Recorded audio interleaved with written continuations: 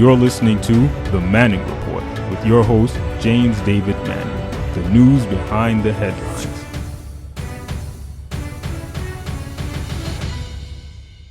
Fareed Zakaria, who's a CNN commentator, pretty smart guy, an Indian guy from over there in Punjab land, right?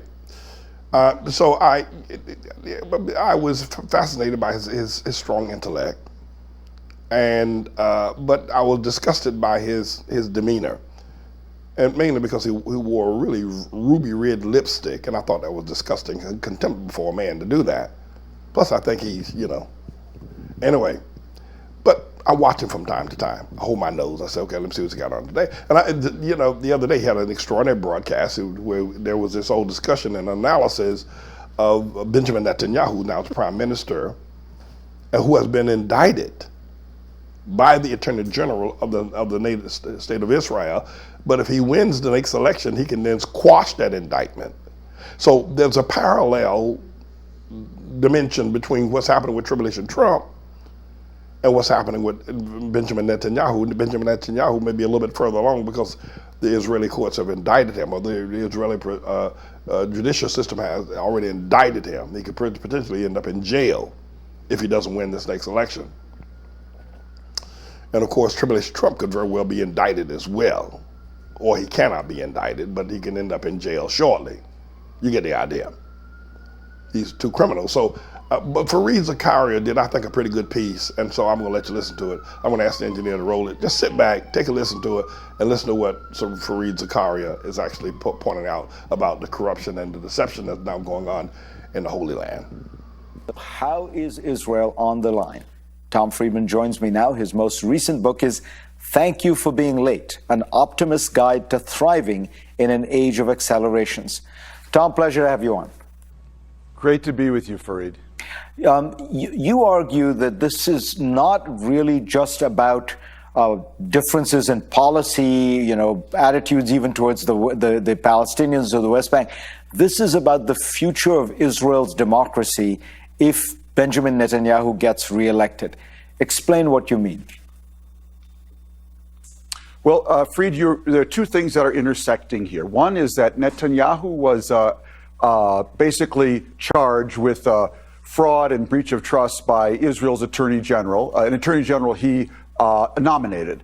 And so that is a very serious charge. Netanyahu could be going to jail.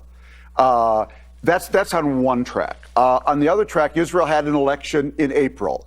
And before that election, a lot of Israelis suspected that Netanyahu, if he won, was going to build a coalition.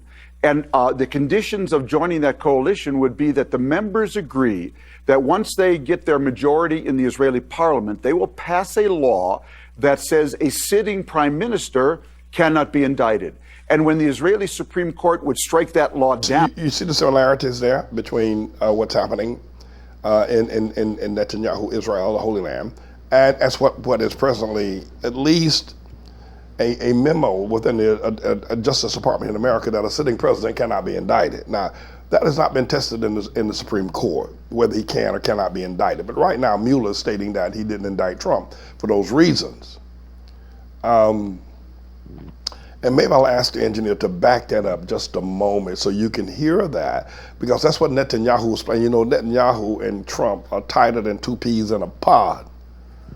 But you get a sense now of what Netanyahu's trying to accomplish in terms of mimicking what Trump is doing here in America. So the two great democracies, Israel and America, have now become frocracies. Engine, if you have it, just roll it again one more time, please, if you have it, so people can hear that from Tom Friedman of the New York Times. A lot of people don't like Friedman. I'm one of them. I don't like the New York Times either. But we'll take truth where we can get it. If he won, was going to build a coalition, and the conditions of joining that coalition would be that the members agree that once they get their majority in the Israeli parliament, they will pass a law that says a sitting prime minister cannot be indicted.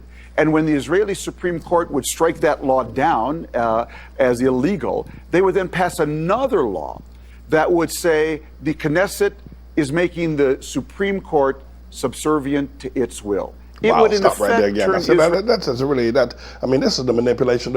It appears here this is dictatorship of a democracy. It's what it's going to happen, and pretty soon Tom Friedman's going to use turning Israel into a Jewish banana republic. I think it's a profound statement, but the dictatorship of democracy, that what Friedman just explained, is that what Netanyahu is planning on doing, is seeking to do now that he has been indicted. And if he gets elected, to put together a group of people like congresspersons or representatives or senators in what is referred to in Israel as the Knesset, which will pass a law which says that a sitting president cannot be indicted.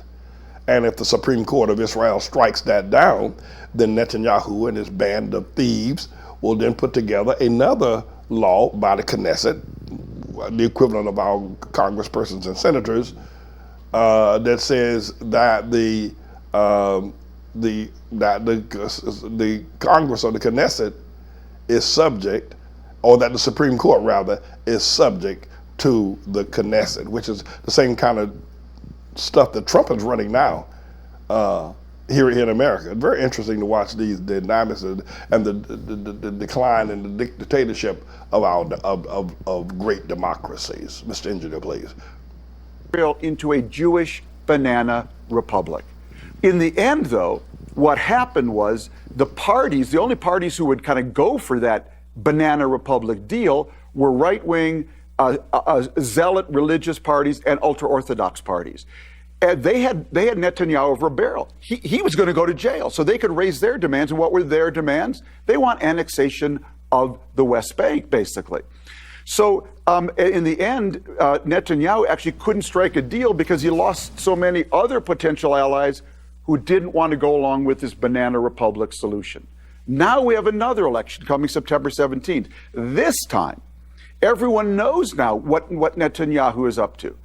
If Israel were to elect Netanyahu and he were to put together a government that basically traded some form of creeping annexation in the West Bank to save the prime minister from criminal charges, every friend of Israel in the world, Jewish and non-Jewish, would have to make an ethical choice.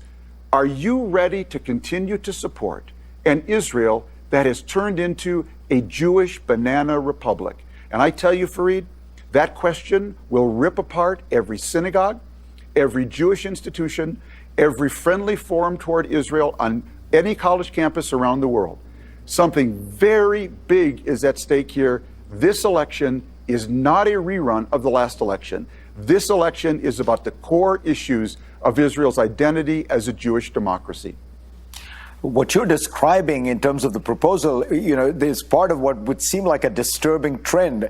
The kind of law you're describing, this is the kind of thing Erdogan has tried to do in Turkey. This is the kind of thing Viktor Orban has tried to do in Hungary when he celebrated the idea of being not a liberal democracy, but an illiberal democracy. Exactly, and you wrote the book on that, Fareed, and it's extremely important. This global trend where you have these majoritarian leaders, they get in power, and then what they do once they're in power is they attack all the independent institutions that can curb their power, the courts, the media, and civil society institutions, and Netanyahu is going down that in a textbook way.